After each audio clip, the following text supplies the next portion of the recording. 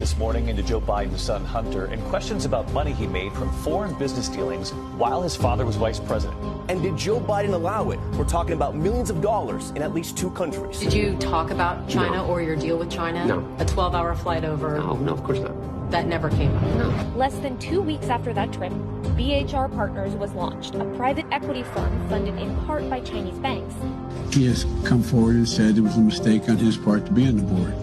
My son's business dealings were not anything with everybody that he's talking about. What's your understanding of what your son was doing for an extraordinary amount of money? I don't know what he was doing. I know he was on the board. Hunter Biden holds an equity stake in a company that's taken over $1.5 billion in loans from the Chinese government. This is obviously an issue. What they said is China would prefer Joe Biden. China and Iran. China and Iran. China and Iran want to see Donald Trump's defeat, and they're looking for ways to make that happen. That a new ad there by the Trump campaign put out showing old news clips of how the media used to treat Joe before he was the nominee. Joining me now to discuss this very subject, the author of a new book called The Choice, Trump versus Obama-Biden in U.S. Foreign Policy, Dr. Walid Phares. Doctor, welcome to the show. Thank you so much for joining Real America. Thank you for having me today. So let's get right after it here because we just showed something that I thought was very poignant to this discussion. Yes, it's an ad.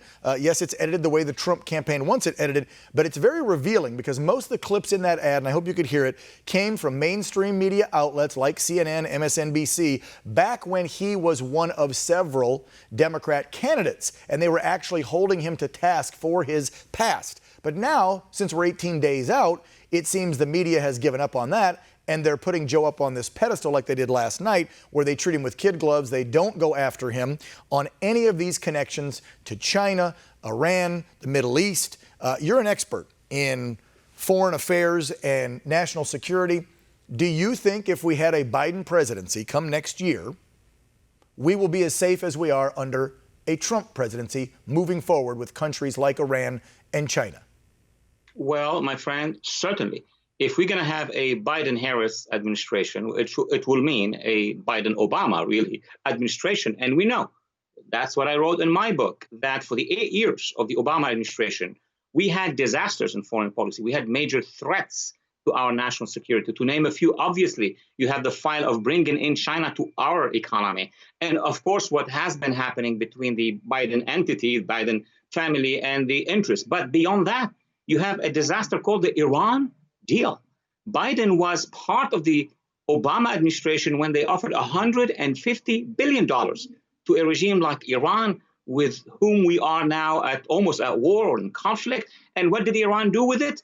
Buy weapons, fund the terrorists, control many countries in the Middle East. I do argue that a Biden administration will be a Obama administration on steroid in terms of dealing with foreign actors. Wow. That's scary as hell to me.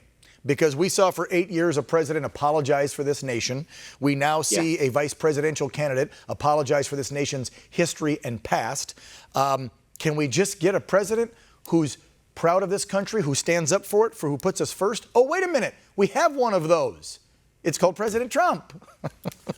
Let's talk more about the Middle East, because the president now on his 3rd nomination for a Nobel Peace Prize. A lot of peace coming from this president.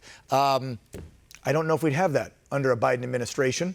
We've heard this president talk a lot about getting our troops home, keeping us out of endless wars. That's not something actually that you hear from a Republican president a lot. Of course, over the decades, it's always been in the mainstream media, and the left's always played this, that the right are warmongers and want to go to war, and the left is more about peace and keeping us out of war. But you have a president now that's standing up for peace and actually creating it in the Middle East, which is kind of your expertise. You know a lot about that.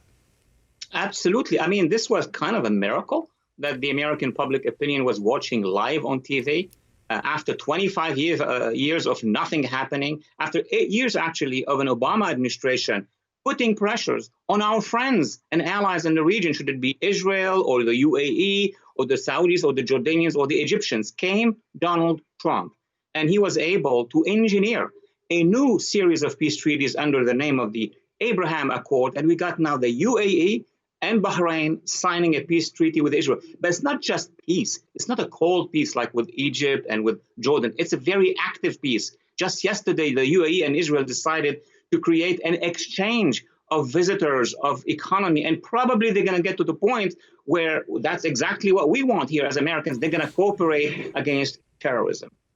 That would be great. Let's talk more about China and the Ukraine connection. Of course, all these bombshells dropped earlier this week in the New York Post, and now Mayor Rudy Giuliani, even releasing more of the emails and pictures. We're going to have more on that coming up here in the show in a bit, so stick around for that. But this has to scare some people. It does me to hear Nancy Pelosi say point blank on CNN a couple of weeks back that China would prefer a Biden presidency. Then we are now confirming and realizing, and hopefully the mainstream media will pick this up, there is a connection between Biden and China and this Ukraine pretty much buyout payoff of his connection with his son Hunter. That's got to be another national security risk. We were just in the middle of signing phase 1 of the 3-phase deal with China to change trade when COVID hit, right? We had just signed that, I think the president signed it in January, and then bang, COVID hits. This could all just blow up in our faces if he takes over and forget the trade deal. They've been stealing from us for decades, our intellectual property. This is an intellectual war with China and even more. And nobody seems concerned about this, but a few people on the right. Not enough. I mean, this needs a congressional inquiry into his connection, don't you think? At least a congressional investigation on this at this level. But let's go back in history. For 8 years of the Obama-Biden administration, we actually opened the world to the Chinese economy surrounding us. China is not just in China, it is in Asia, in Africa, in Latin America, and including in the United States. Now, what are the deals that we don't know between the Chinese leadership and the American leadership at the time that Mr. Biden was part of? This is what deserves a significant investigation. Yeah, I totally agree. This is my biggest concern because we've heard it come out of Nancy's mouths and others, even pundits and experts. And again, before he became the nominee for the party, back up when there were several candidates. In the clip we just ran before you came on, Doctor, the media used to be asking him these questions. They were holding his feet to the fire. They were saying, what about your connections? What about this scandal with your son and Burisma? But the biggest one to me was China. Now, there's no questions about it. George Stephanopoulos, which we know which way he leans. We know who he worked for back in the 90s, right? The Clinton administration. I didn't figure he would take him to task on this stuff, but he could have interjected a little bit last night. I'm hopeful that next Thursday during that debate, which it's an NBC moderator, that they actually hold him accountable and question him on these connections. If any, do you know of things that are not out there in the mainstream media that you've heard of in your channels in D.C., really linking him even more to China and backdoor deals? All we have to do, my friend, is for a serious congressional investigation takes place, and then look at those links between the Chinese investments in many countries, not just in the United States, and who were the partners, and then go up the line into investigating and finding the results. I think the problem now is that the media that you have been mentioning is not media, it is opposition media. So all what they're trying to do is to cover up just to make sure that he's elected, and then we may see a redux of what the Obama administration has done in terms of not investigating anything. Yeah, well, unfortunately, it is the mainstream media. I mean, these are the big three, NBC, ABC, CBS, and then, of course, the big cable networks. They're the ones covering for Joe. They have a hatred for our president. It was on display again last night with Savannah versus George. You can see a massive contrast. And most Americans don't have time to really do the digging to find other information. They read headlines because they're hard at work, or they're freaking out because they're not hard at work right now because of lockdowns in their states where they have draconian-style governors. So I think it is getting missed by a lot of Americans. Before we wrap up here, I want to talk more about your book. Tell us a little bit more what folks will experience if they read this and what they're going to learn about China and our country. Well, in this book, which was really done very fast over the past few months, I have 12 books, but this one basically is based on my experience as a presidential candidate advisor 2 times. Of course, with President Trump 2016 and 2011-12, with Romney, with Governor Romney at the time, and with many members of Congress. The bottom line of the book is that I compare 8 years of the Obama-Biden administration in foreign policy, in national security, and the 4 years of the Donald Trump administration. And what do we discover? That the Obama administration entered or took America into disasters. Trump tried to get us out of these disasters. He did as much as he could. We saw the results we were talking about.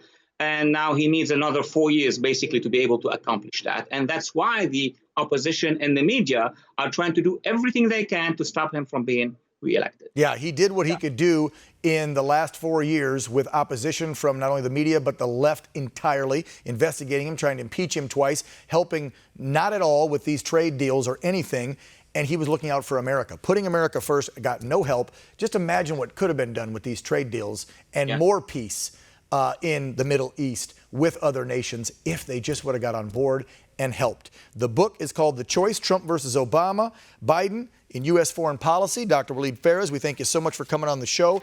Very insightful with your knowledge, like you said, of all those years advising Romney, advising Trump, and then also observing what the Obama administration was doing. Please come back on the show because there is more, I think, to keep discussing and exposing about the biggest threat to our nation right now, which I believe, and I'm sure you do, is China. But the left wants that narrative that it's Russia and their connection to President Trump, which there is none. It's been debunked, but it is China. So, sir, please make that commitment. You'll come back on, discuss more, not only about your book, but about this growing concern. We've only got 18 days, and people need to know the truth. Thank you so much for having me. Thank you, Doc. Appreciate it. All right, coming up next, we've got even more damaging emails from Hunter Biden's laptop that even the New York Post didn't show you. Don't go away.